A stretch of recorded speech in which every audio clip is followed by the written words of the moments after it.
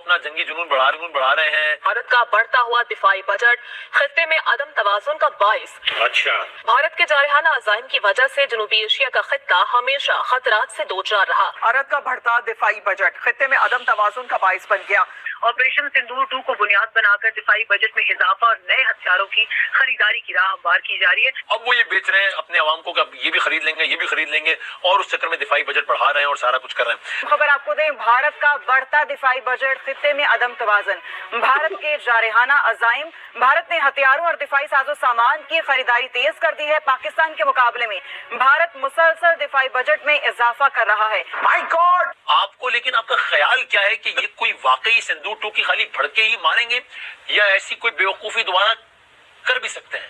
बांग्लादेश की एक सियासी जमात नेशनल सिटीजन पार्टी के रहनुमा हसनात अब्दुल्ला ने रिसेंटली ये दावा किया है, बल्कि इंडिया को ये धमकी दी है कि वो उनका मुल्क 7 सिस्टर्स को अलहदा करने की सलाहियत रखता है, और इसके ऊपर इंडिया ने बहुत सख्त रद्द-ए-अमल भी दिया। आज 10 मई के बाद मुझे बताएं, ये सिंदूर 2 की बात करते हैं, हिंदुस्तान के साथ बदामी साहब इस वक्त पूरी दुनिया में खड़ा कौन है? एक नाम तो बताएं।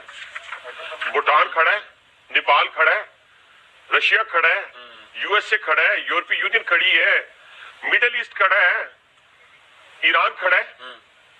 इस वक्त अकेला कर दिया, किसने कर दिया है? आपकी बेहतरीन खारजा पॉलिसी ने। कोई ठूकता नहीं है पाकिस्तान के पासपोर्ट के ऊपर। आपने दुनिया में पाकिस्तानी पासपोर्ट। क्या वो हसीना वाजिद को वापस कर देगा इंडिया?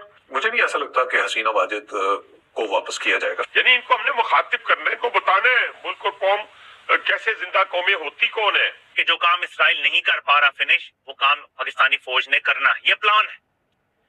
ये कह रहे हैं हम फन्ने खान है, हम इनकार कर देंगे ट्रंप को। इनकी औकात है इनकार करने वाली। हथियार और दिफाई साजो सामान की खरीदारी तेज कर दी गई। मोदी सरकार का माली साल 2026-27 के दिफाई बजट में 20 से 25% तक इजाफे पर गौर। तबाही तबाही तबाही। आपके शेरों का अगर जो लीडर है वो खच्चर हो तो पूरे वो कामयाबी हासिल नहीं कर सकता। हम बड़े फख्र में हैं, हम पूरी दुनिया को फतह करने जा रहे हैं। अब यूके जाए वहाँ कुत्ते छोड़े जाते हैं हमारे ऊपर से। यही था हमारे फील्ड मार्शल साहब का सोच, जब उनके बहुत सारे दोस्तों ने कहा कि प्लीज ये ना कीजिएगा वरना हिंदुस्तान आपको गजा बना देगा। मुल्क में पानी मैसर नहीं है साफ पीने का। उसके प्राइम मिनिस्टर ही कैसे कह सकते हैं कि इकोनॉमिक स्टेबिलिटी आ गई है और इकोनॉमिक टर्मोइल अब खत्म। दोस्तों, भारत ने रक्षा बजट के अंदर बढ़ोतरी की है और इस पर पाकिस्तान मीडिया का क्या रिएक्शन है, ये वीडियो देखते हैं। वीडियो को लाइक करें, चैनल को सब्सक्राइब करें। बजट बढ़ा रहा है और मजीद भी अब इस पर गौर कर रहा है। What do you think, what is India up to?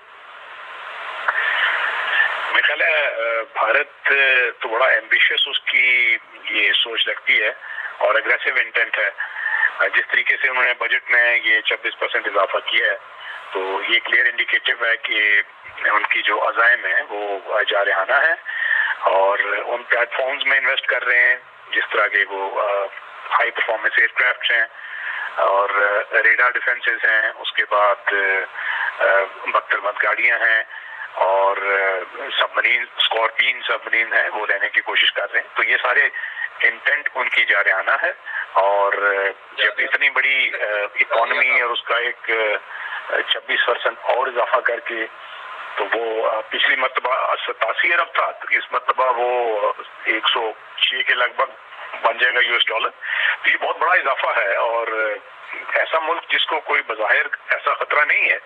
चीन के साथ भी उनके मामला तय हो गए हैं और बाकी तो उनके साथ किसी मुल्क का इस इंडो पैसिफिक में ऐसा कोई थ्रेट नहीं है। तो उसके बावजूद वो इन प्लेटफॉर्म्स में इन्वेस्ट कर रहे हैं, तो फिर इसका मतलब है कि उनकी जो इंटेंट है वो जारहाना है और पाकिस्तान जैसे ममालिक को जाहिर है इस पे जो कंसर्न्स होते हैं फिर, और उसको हमें अपने जो दिफा है उससे गाफिल नहीं रहना चाहिए, क्योंकि अगर आपका जो एडवर्सरी हो वो कंटिन्यूअल स्पेंडिंग कर रहा हो और ऑफेंसिव प्लेटफॉर्म्स इसमें हाई परफॉर्मेंस जेट्स हैं और दीगर ग्राउंड सपोर्ट इक्विपमेंट है उसमें इन्वेस्ट करे, तो आपको फिर उसके लिए तैयार रहना चाहिए। बिल्कुल ऐसे ही सुमेरा, ये वाज़ेह फर्क है। आप क्या समझते हैं कि भारत का बढ़ता दिफाई बजट खित्ते के लिए खतरा बन सकता है? बिल्कुल खतरा बन सकता है, बल्कि इसी के ऊपर माहिरीन का ये कहना है कि बढ़ते हुए दिफाई अखराजात और जदीद हथियारों की खरीदारी खित्ते में जंगी जुनून और अदम इस्तेहकाम के खदशात बढ़ा रही है।